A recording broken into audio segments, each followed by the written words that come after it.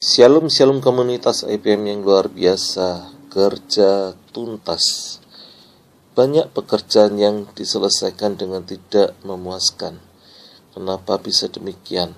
Ternyata ada beberapa hal penting yang kita lupakan.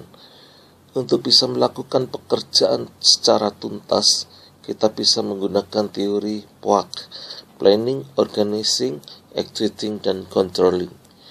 Seringkali kita melupakan prosedur POAK ini, atau meremehkan prosedur ini, atau menganggap prosedur ini terlalu sederhana, sehingga dianggap suatu pekerjaan yang terlalu remeh, terlalu kecil untuk dilakukan. Sering pekerjaan terhenti hanya di planning, tanpa pernah di organizing, sehingga ide-ide yang sudah berhasil diterjemahkan secara luar biasa dalam lembar planning ini tidak pernah dijalankan. Padahal menyusun hingga ke planning itu suatu yang baik sekali. Kalau tidak dilanjutkan, begitu sayang. Bila planning sudah baik, organizing juga sudah baik, tetapi tidak pernah dilaksanakan, executing, itu cuma sebuah wacana. Tidak akan menjadi sesuatu yang besar. Jadi harus dikerjakan, digerakkan, sehingga apa yang di alam visual bisa diwujudkan ke dalam alam yang nyata. Atau ada sesuatu yang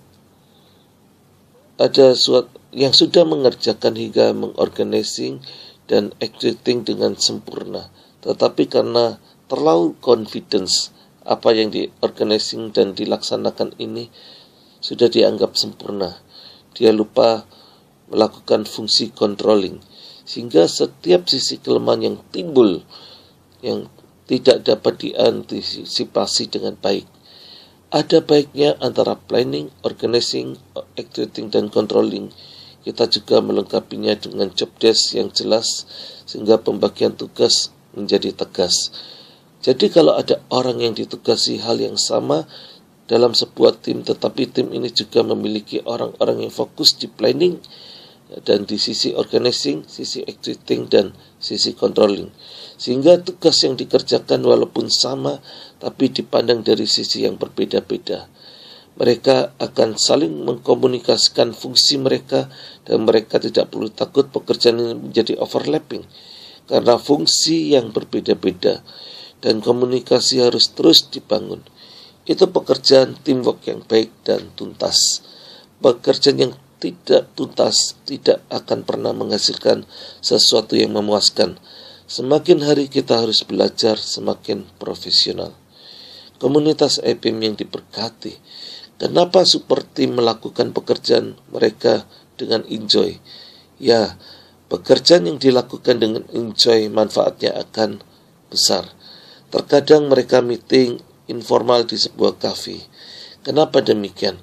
Agar mereka memiliki suasana hati yang enak, dan mereka bisa saling menularkan suasana yang baik dan saling mempercayai, saling mengenal kelemahan dan kelebihan kemampuan tim kerja yang ada, sehingga kita tidak akan melakukan pembiaran di dalam kelemahan anggota tim yang ada, tetapi justru kita bisa saling menutupi dan saling mensupport.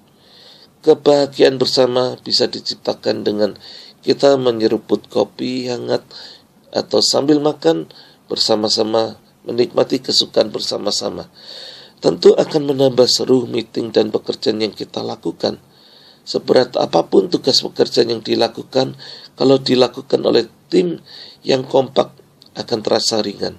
Jadi teamwork harus selalu mengkomunikasikan dan mengkonsolidasikan visi dan misi agar pekerjaan itu dapat dilaksanakan dengan gerak dalam pertepatan. Sebenarnya cara kerja seperti ini telah melahirkan banyak sekali perusahaan-perusahaan besar dunia.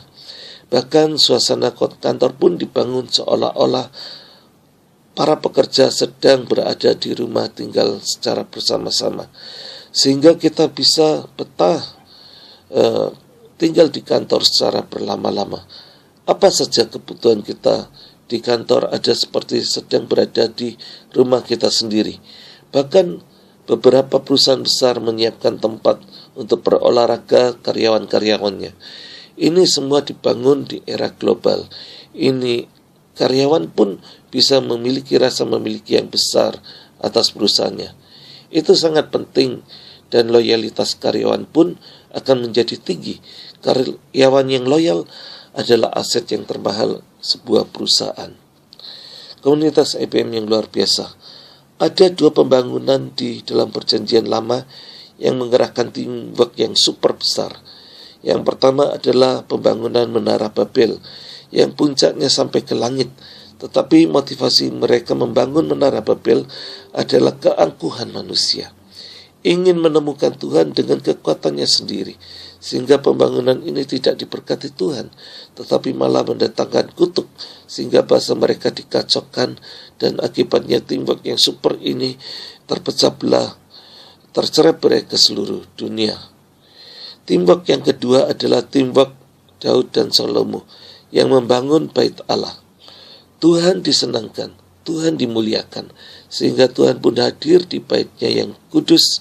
Lewat pekerjaan ini justru Tuhan melimpahkan berkat, kesejahteraan, perlindungan, dan ketentraman kepada bangsa Israel. Menara Babel tidak tuntas, bahkan teamwork yang super dikacaukan. Bait Allah diberkati, teamwork dilengkapi Allah dengan keahlian yang dari Allah. Pekerjaan mereka tuntas dan sempurna, hingga Ratu Sheba pun mengagumi keindahan dan kemegahannya. Sebenarnya ada satu lagi mega proyek yang luar biasa sekali yang menyelamatkan kehidupan di bumi ini. Tetapi teamwork super ini kecil karena hanya satu keluarga Nuh anggotanya. Karena hanya keluarga kecil yang taat pada Tuhan untuk melaksanakan perintahnya. Tetapi yang saya kagum, Tuhan sabar menanti, Tuhan tunggu hingga Nuh menuntaskan pekerjaannya, baru setelah itu hukuman dilaksanakan. Anehnya, walaupun Tuhan memberi kesempatan Nuh menuntaskan pekerjaannya, orang berdosa sepenuhnya masih memiliki kesempatan untuk bertobat dan menerima pertobatan yang ditawarkan Nuh, sehingga boleh memasuki bahtera yang dibangun Nuh dan keluarganya, sehingga mereka bisa diselamatkan. Anehnya, mereka tidak juga bertobat. Komunitas IPM yang diberkati, akhir zaman ini tubuh Kristus perlu dibangun oleh sebuah teamwork yang super. Sayangnya sulit sekali membangun teamwork super karena masing-masing orang di akhir zaman ini terlalu sibuk memikirkan dirinya sendiri jauh lebih utama daripada memikirkan Tuhan.